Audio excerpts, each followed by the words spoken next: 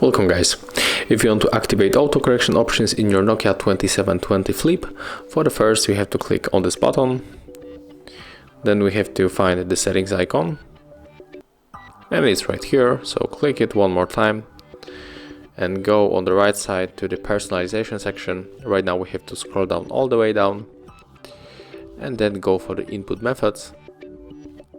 Select one more time, and as you can see right now we can turn it on or just turn it off. So just click here, and right now the autocorrection is turned on in this smartphone.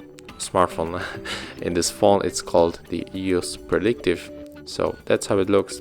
Thank you guys for watching. Leave thumbs ups, comments and subscribe to our channel.